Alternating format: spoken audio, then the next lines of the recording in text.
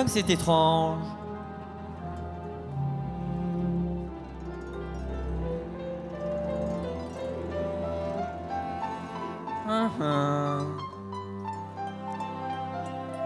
Tiens, tiens, en voilà une créature bizarre.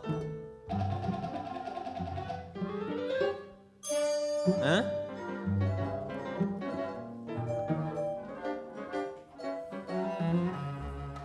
Non mais, qu'est-ce que c'est que cet endroit incroyable?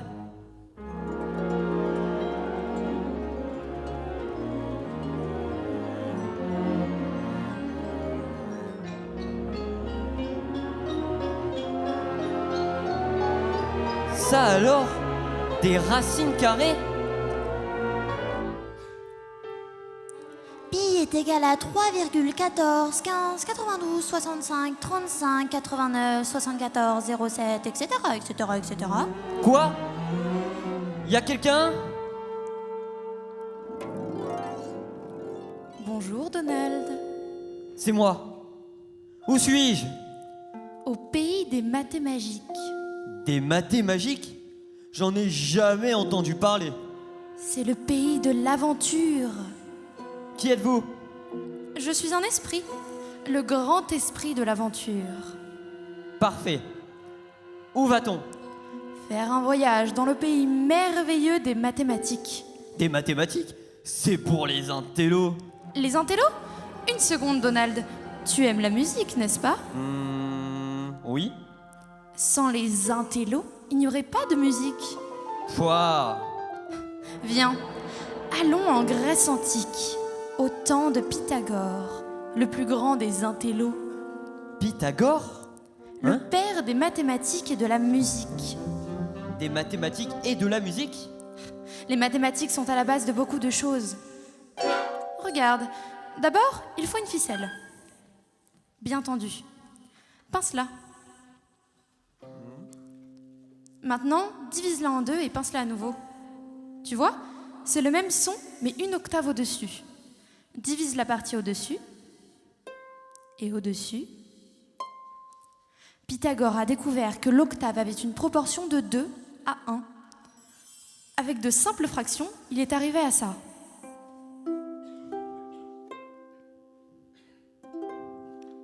À partir de cette harmonie de chiffres, il a développé l'échelle musicale. Ça alors?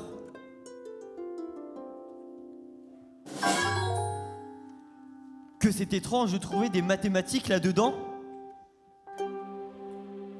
Tu imagines l'enthousiasme de Pythagore quand il a partagé sa découverte avec la fraternité d'intello, appelée la secte des pythagoriciens.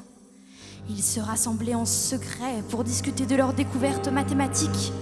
Seuls les membres pouvaient y assister, et ils avaient un emblème secret, le pentagramme. Voyons quel est le thème du jour.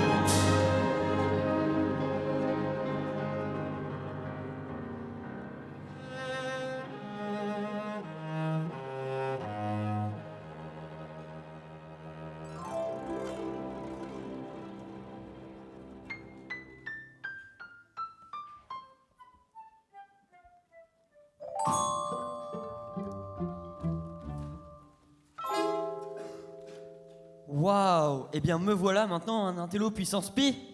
C'est notre vieil ami Pythagore qui a découvert que le pentagramme était plein de mathémagie. La somme des deux petits côtés est égale au troisième. Et cette ligne est la divine proportion de la fameuse section dorée. La deuxième et la troisième ligne sont égales à la quatrième. Et on retrouve encore la section dorée. Waouh! Mais ce n'est que le début. Ah bon? Caché dans le pentagramme se trouve le secret de la création du rectangle d'or dont les Grecs admiraient les proportions harmonieuses et les qualités magiques.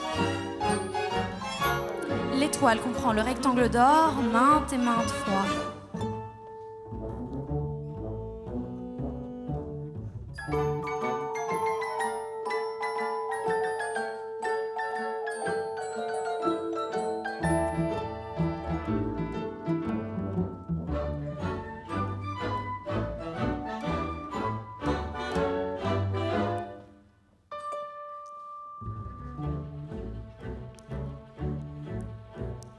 C'est une forme remarquable. Elle peut se reproduire mathématiquement à l'infini.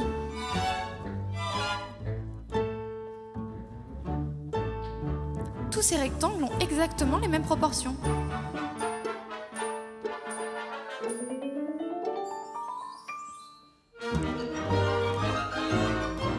Cette figure comprend aussi la spirale magique qui reproduit les dimensions de la section dorée indéfiniment.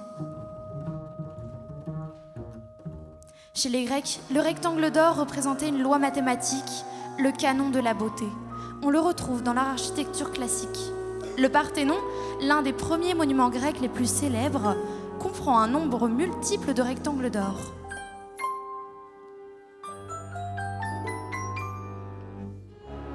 Ce même canon de la beauté se vérifie aussi dans leurs sculptures.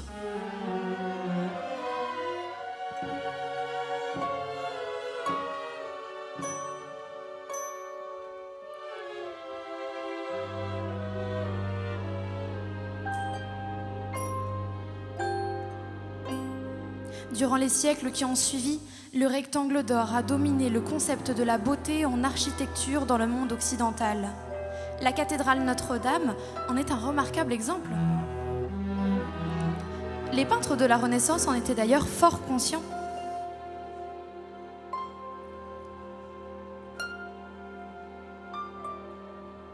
On peut essayer? Non, Mais si, la proportion idéale. pas vraiment. Voyons voir. J'ai bien peur que non. Et si, regarde. Donald, on ne peut pas être tous mathématiquement parfaits. Ah oui? Attends, c'est ce qu'on va voir. Voilà, je savais que j'y arriverais. Maintenant que tu es enfermé dans un pentagone, voyons comment la nature utilise la même forme mathématique.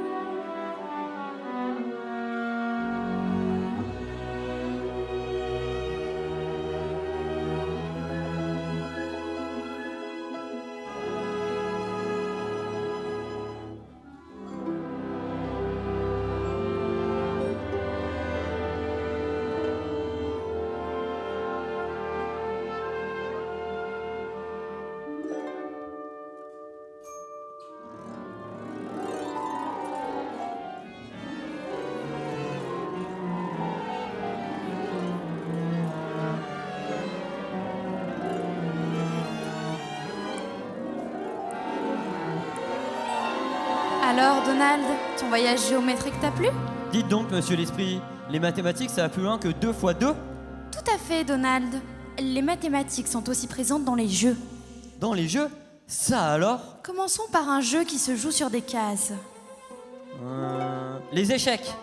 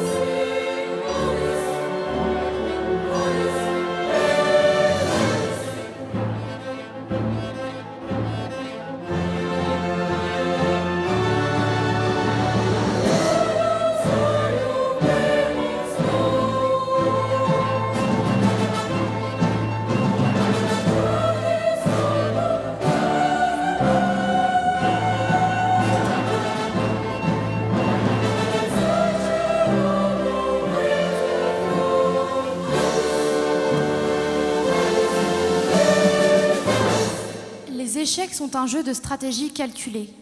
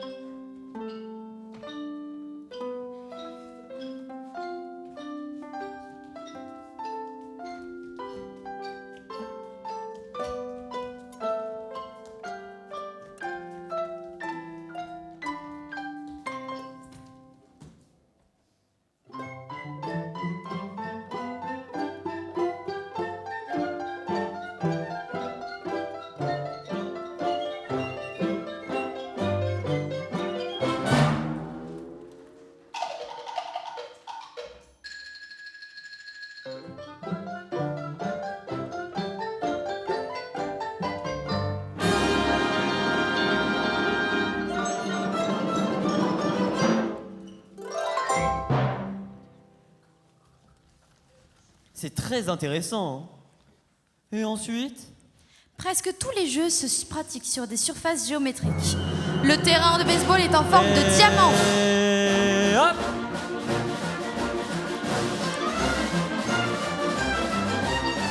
Sans les mathématiques, on ne pourrait pas compter les points. Le football américain se joue sur un rectangle divisé en sections de 90 cm. Le basketball se joue sur des cercles, des sphères et des rectangles.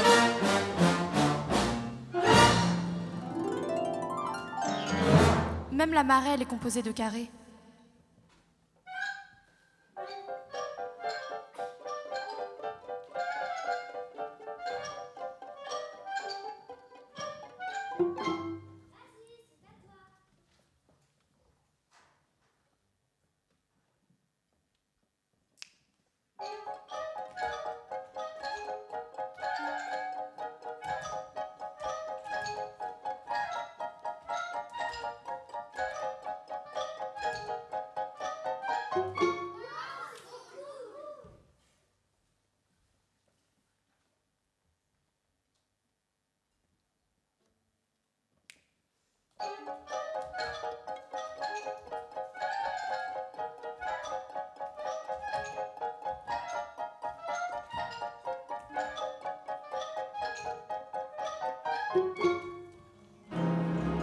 Ensuite, le jeu de puce?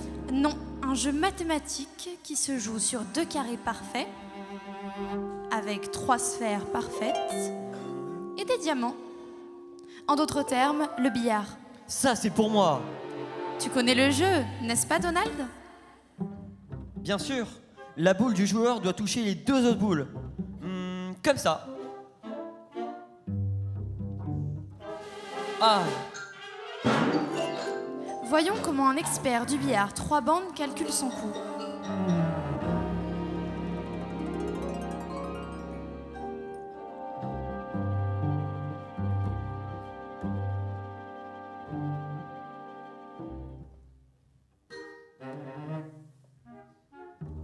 De la chance. Non, c'est un savoir. Pour ce jeu, il faut connaître tous les angles.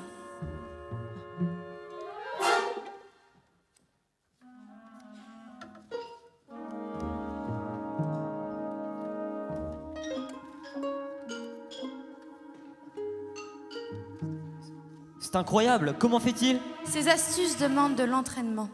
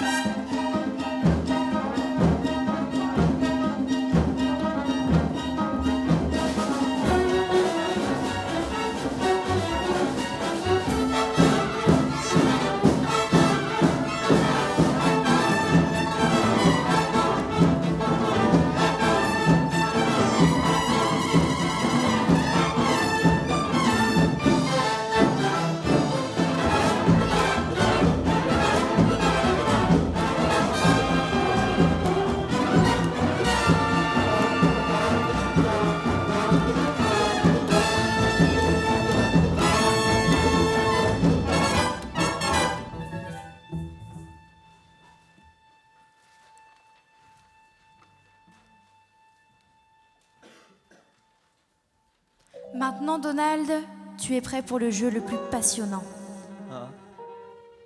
Ah? Cette fois, le terrain de jeu est l'esprit. Imagine un cercle parfait. Un cercle parfait. Oh, parfait, on a dit. Ah, voilà. Place un triangle à l'intérieur et tourne-le. Ensuite, fais tourner le cercle. Qu'est-ce qu'on obtient? Une balle. Oui, une sphère. C'est la première forme que l'esprit a découvert. Tranche le haut et on obtient une loupe. Tout à fait. Une lentille est la section d'une sphère. Tous les instruments optiques sont créés à partir de mathématiques.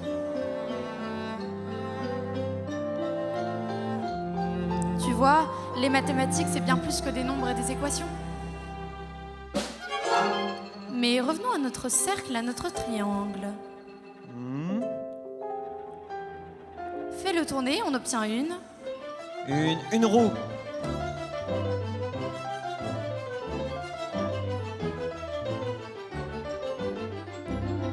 À partir du cercle sont nées des nombreuses inventions importantes de l'homme.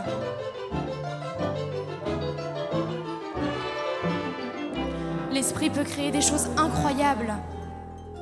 Si on fait tourner le triangle, on obtient un cône. Tranche le cône. Le cône comprend des structures mathématiques utiles. Tranche-le à nouveau, mais plusieurs fois. On trouve dans le cône les orbites des planètes et des satellites. Peu importe la manière dont on le tranche, ce sont des mathématiques. Une tranche comme cela donne un réflecteur de projecteur. Une tranche comme ça donne un miroir de télescope géant. Allô? Allô?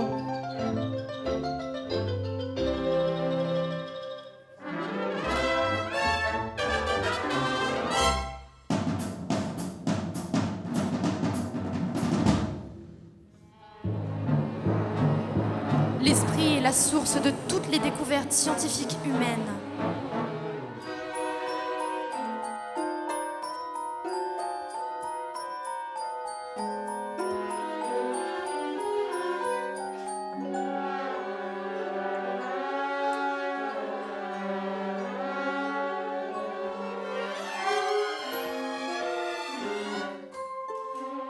Vois-tu, Donald, tu viens de traverser un pays fait de mathématiques et porté par la magie du théâtre, de la danse et de la musique. C'est la raison de ce conservatoire ici, sur le campus de l'Université Paris-Sud. La communauté d'agglomération veut unir les arts et les sciences dans une fabuleuse aventure au profit des habitants du territoire Paris-Saclay. Et par la construction de cet écrin artistique, nous entrons dans une équation magique qui va insuffler un esprit tourné vers l'avenir, vers l'ouverture à tous les publics, vers un incroyable élan de créativité.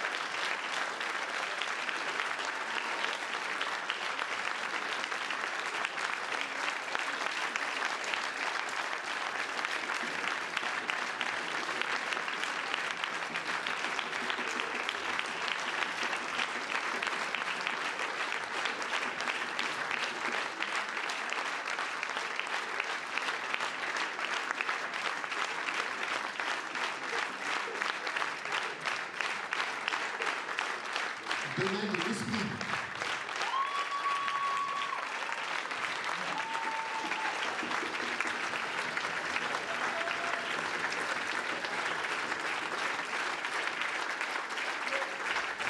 Autre chose.